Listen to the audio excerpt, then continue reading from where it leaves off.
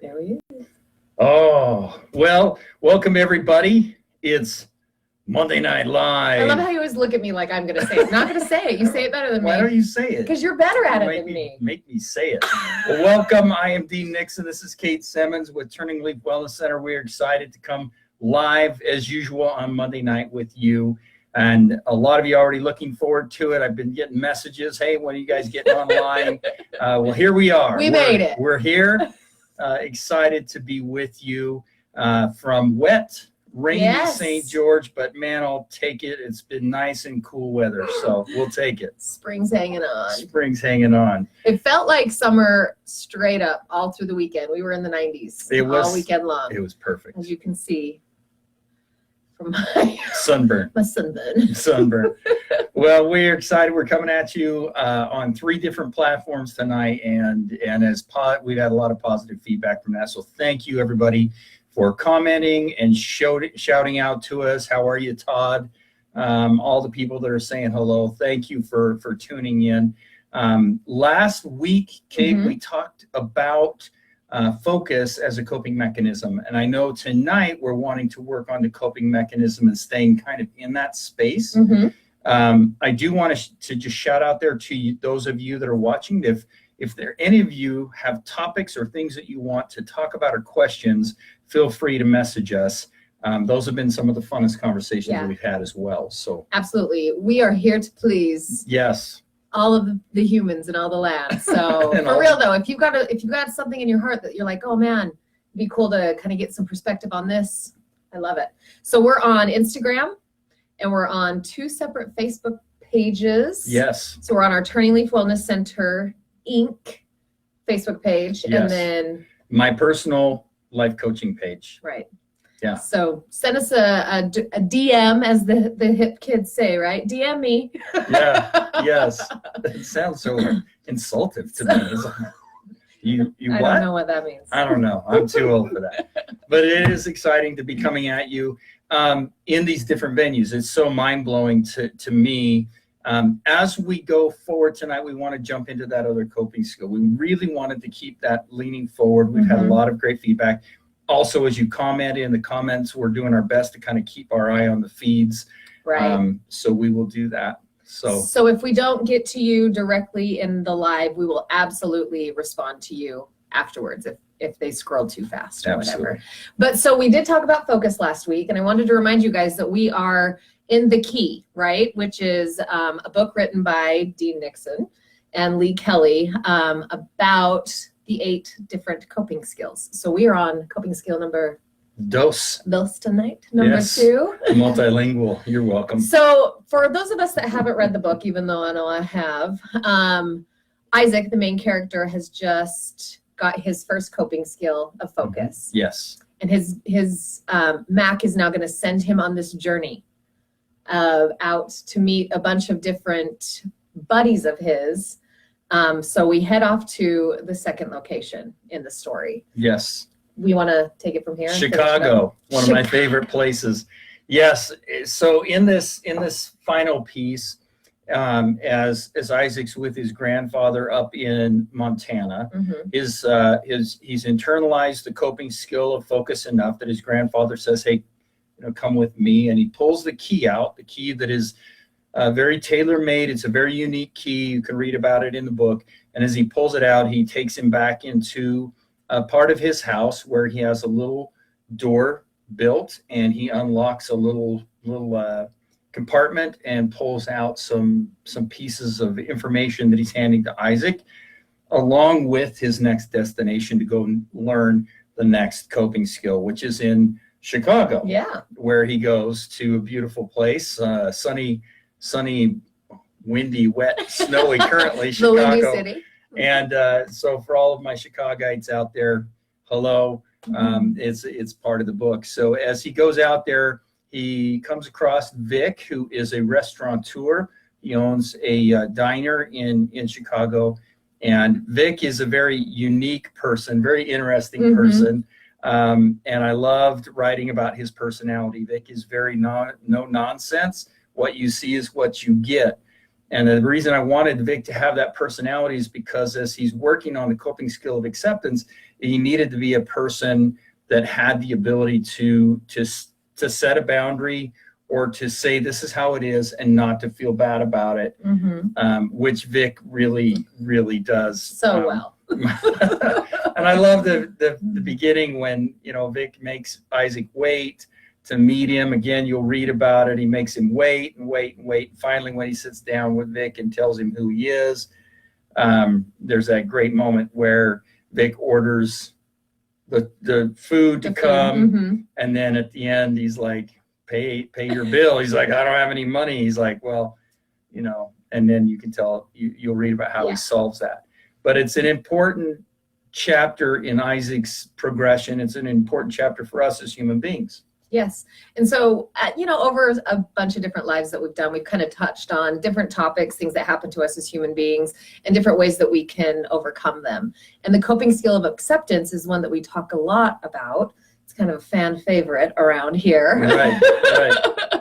And so there's so many different avenues in your life where all you need to do in order to be able to help move through it is just accept it. But for some reason, it's really hard for us to do. Yes. Acceptance is such an elusive coping skill. And the reason why is because we can never put our finger on it. We think that acceptance is just laying down and letting whatever happen. Right. Because nobody has a way of really explaining it better than that, if that makes sense. Yeah, it sometimes feels like I just have to be a doormat, or I have to compromise to a point where it's not a win-win, right? Where it's me giving all the way in to just be able to accept it. But that's not what the skill is at all. No. And the reason that we go that direction is because we apply the all or nothing thinking to it, if that makes sense. So we think, well, we have to be fully controlling, fully overcompensating, doing all of these things above and beyond, or just accept it and then just don't do anything and that's not what acceptance is. It's not an all or nothing acceptance. And that's why I like to use the understanding of this. I talk a lot about it in the seminars. I talk a lot about it in coaching. Is acceptance is the absence of expectations. And we talked about this so much already about how we spend so much time focusing on the outcomes that we don't just allow things to progress, believing and trusting that the way that they're progressing is the way they're supposed to be. So acceptance is one of those really good coping skills that help us stay grounded in the right now. Yes. Yeah. It is that ability to allow and to believe, first of all, is to believe in yourself, believe in your situation, believe in your life, believe in the things that are going on around you enough and trusting them that and having that faith that the things that are happening are meant to be. And granted, there is adversity in our lives that we create. Now, that's something we can control, and that's not a part of, well, just accept it and let it happen. But once I've made a mistake, once I've created adversity in my life, that I can embrace and I can accept and say, okay, I created this. Now, what am I going to learn from it? But there's also adversity that comes at us that is not created by us. It's created by other people. Right. And that's one of the things that happens in the book is as Isaac is working in the kitchen, and he has some adversity strike while he's in the kitchen washing dishes. And it's out of his control. It's not something that he did or something that he created, but it is something that he had to accept because it's a part of his life and a part of his stewardship. And that's, I think, one of the biggest issues we get into in life is the flip side we think that the flip side of acceptance is control. Yes, that is one of the flip sides, but the other flip side is being a victim. Right. And playing the victim. And when we play the victim, we're not accepting and being in that acceptance role. Right. So let's jump to the book, and then I have something that I want to show that was super cool that happened at the Women Workshop over the weekend. Yes. So remind me, because I want to come here to the victim piece in the book real quickly, but remind me because it fits in really well. So for those of you that have the book, and for those of you that are waiting for it to arrive from your Amazon Amazon career. Yes. I'm on page 20. So Dean just kind of set the stage like this. Isaac's working in the kitchen, right? And there's some things that go down that he's not too happy with. Not right? happy with at all. So he's having this conversation with Vic. And Vic says, okay, well, each time something happens, you have a choice. You can choose to be a victim and feel sorry for yourself and keep telling everyone how unfair it is, or you can ask yourself, so what? Now what? You might not be responsible for stacking the dishes the way they were, but you are accountable for what happens to the dishes when you're on shift, and you are definitely accountable for how you react. So then the other piece I want to jump over, this is on the next page on 21. He says, you have control over how you think, how you feel, and how you act. That's it, Vic said emphatically as he slapped his hand on the table hard enough to make the silverware jingle and heads turn around. So you might as well learn to let all the rest of it go instead of carrying it around all the time. That chip on your shoulder is turning into a crack in your character. I loved that phrase the first time I read it. Well, I still love it, but I loved it the first time I read it because that's what we do. We do. As humans. We like put the weight on our shoulder and not attempt to get rid of it, forgive, forget, all of those kinds of things, and allow for it to kind of damage our personalities and our character. Absolutely. Mm-hmm. And last week we talked about that too. We talked about how we allow the story that we tell ourselves, the story that we tell everybody else, the Victimville story that we live in so much, because the picture in our heads isn't lining up with the way life is turning out. And so we tell this story of this is what happened to me and this is why, et cetera, what we talked about last time. Yes. And so, yes, it does turn into that chip. It does turn into that thing that we grind on every day. And this is what they did to me. And this is why it's not fair. Rather than shifting to that acceptance piece and embracing and taking accountability for where we are, taking accountability for the situation that we're in, and then moving forward with it. Absolutely. So that piece I was going to share that happened in the workshop, we were having a conversation about similarly how there's things that like we're talking about right now that happen to us. And so we kind of take on that victim mentality. I think for a lot of us, we did things in our past that at that moment in time, we did the best that we could, right? With the information that we had, the stamina that we had, the place that we were at, right? Like, I think generally people try to do the best that they can in the moment, and it maybe was like blew up in your face, or it was awful, or it created a lot of hurt for yourself or for your loved ones or anybody else. And then you flash forward a while, for some of us it's a long while, right? Until we start to address that. Right. And I think a part of that acceptance piece for this kind of a situation is to like be kind and gentle with yourself and realize and accept that you were in a different place. Yeah. You weren't as capable, maybe. You weren't as wise. You weren't as kind. You didn't have as many skills as you have now. And that acceptance of where we used to be helps us be able to move on from that story that we keep telling ourselves, right? That narrative that just keeps like, just grinding us. Yeah. And that's that piece is so important as we talk about, because again, this is the year for Turning Leaf to empower women to use their voice, especially. And we are limited. We're limited by our understanding of ourselves, and our understanding of ourselves a lot of times is tied into that story. It's tied into that belief system that we have about who we are. And I've seen it so many times in our lives where we tell our story from our perspective. But if somebody comes to us and tells us their story, we listen with compassion. Yes. We listen with love. We listen with, hey, you did your best. You were in this space, etc. But we never listen to our own story with that same compassion. And because of that, the reason we don't listen with compassion is because we put expectations on the way we should be. And most of those expectations that we put on ourselves aren't even our expectations. They're expectations that have been handed to us and were inferred upon us by people around us in relationships. We've put them on and the ones that we have put on ourselves, we put on them as conditions of love, conditions. This is what I have to do to be loved. This is what I have to do to get attention. What's really intriguing to me is the situation where I saw an individual that just really struggled with they were just always ill, always ill, always ill, always ill. And they couldn't understand, why do I keep falling into this trap of being ill? It was always something. I'm always afraid of having something. And what it really boiled down to, as we started peeling it away, was that was the only way they got attention. Oh. That was the only way they got love. Mm-hmm. Was that if they were sick, then they got attention. If they were sick, then they were important for that moment. Yes. If they were sick, then people were trying to solve things. And so as a consequence of that, they stayed in this cycle of, well, I'm always sick. Right. Not connecting that they had been conditioned through the approval, applaud, or attention that was being given to them. They had slowly conditioned themselves and allowed themselves to be conditioned to always be sick. Mm-hmm. So once they saw that, they accepted it. They didn't beat themselves up. They didn't go, oh, I can't believe I did this. They said, okay, that's what I've been doing. So now I can let go of that. I can start to let go of being sick all the time.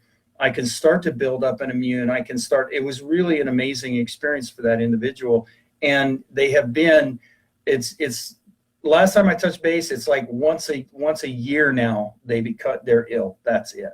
Which is pretty normal. Which is very healthy. Where before it was once a month. Right. Yeah. God, how powerful. Yeah. To be able to trace that false belief that was actually physically representing itself. Because Right. like we've also talked about in different lives, like one of our greatest needs as humans is to feel love. And so if that's the way that you felt connection and love, that only makes sense that your body would want that. Yep, absolutely. Yeah. So getting back to that piece of the so what, now what from Vic, right? Yeah.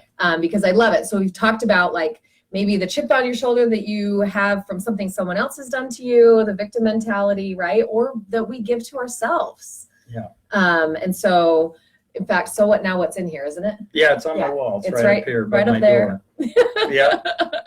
It was a gift.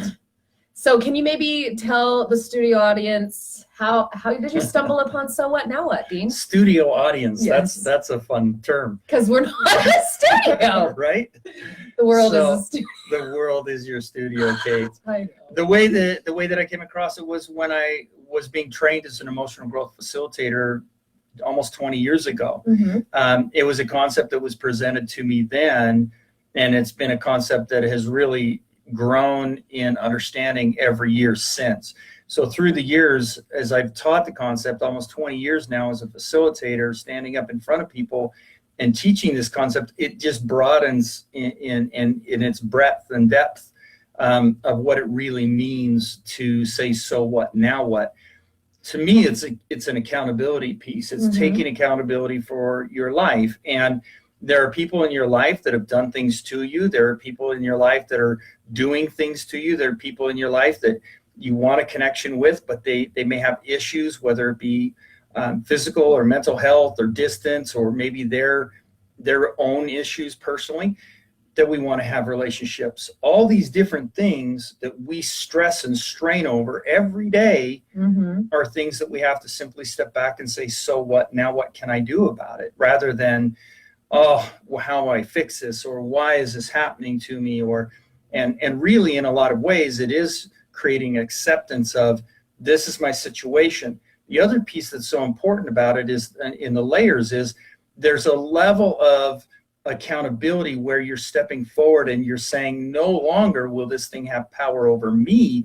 I will now have power over it. So as an abused individual growing up in an abused situation or being abused, a lot of times we grow up thinking, well, this is my identity. This is what happened to me. This is my story. This is why I can't have healthy relationships. This is why they fall apart. This is why this is why that. Or we say, so what, now what? Well, I can keep progressing. I can learn new coping skills. I can gain control over this piece of me that I felt such a victim to for so many years in my life. Yeah, I feel like that so what kind of really does encapsulate the acceptance, right? Like, okay, that happened. Either I did it, someone did it to me. This is my situation right now. It's raining outside. My hair was totally on point and it rained on me. I was wondering when you were I know. I'm like, she's going to loop that in somewhere. I can feel it. That's awesome. So what? Now what are you going to do about it? Yeah, and that does not disregard No. the pains and the hurts and everything that we go through, right? And Yeah. and the growth and the learning, but it definitely doesn't need to hold us back. Yeah, that's that piece, and I talk a lot about it in seminars, is just because it happened doesn't mean it was okay. It just means that you're not being held hostage by it just because you're letting it go. Right. That's an important piece. It doesn't make it okay. And it doesn't make it not real. Some people are afraid to let stuff go because then they feel like it discounts what happened somehow, or whatever is, or maybe they're not punishing themselves enough, or other people aren't getting the punishment that they deserve. And the reality is that what happened in the past doesn't happen. It doesn't exist anymore.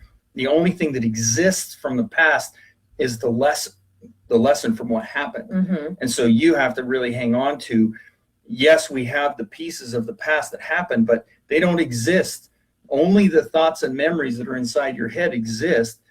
You can't explain them. You can't make somebody believe them. The only thing that you can do is you can say, well, what is the lesson from it? And how do I move myself forward with it? Well, I know we have a question and we're running out of time. We're already at 20 minutes. Christy says, it is so hard to openly admit things to ourselves. That's probably something I had to come shockingly face to face with before I could accept certain things. Yeah. That's true. That's true. That's true. And then once we are able to do that, then we step back and we say, so what now what? Well, thank you all for watching. That 20 minutes went very, very fast. Thanks, Dean. So thanks everybody for tuning in. Please like and share the videos. Make sure that we're getting out there to others and helping them.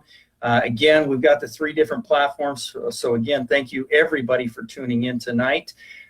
We will see you next week on Monday Night Live. But before we go, we do want to announce that we do have a great package out there right now. We have brought in a hyperbaric chamber into Turning Leaf. I call it the spaceship because that's what it looks like to me. And it helps with the repairing of the body and the brain. It helps with the anxiety. It helps with stress. It's such a powerful tool. And we have a package right now going for 4 coaching sessions, 4 oxygen therapy sessions for just $500, which is huge. It's a screaming deal. So please call in to Turning Leaf, and Sydney will get you set up for that. So thank you all for tuning in. I hate rushing things. We love you. I don't want to go much longer. Thank you all for tuning in. Have a great Monday night. See you next week. Jinx.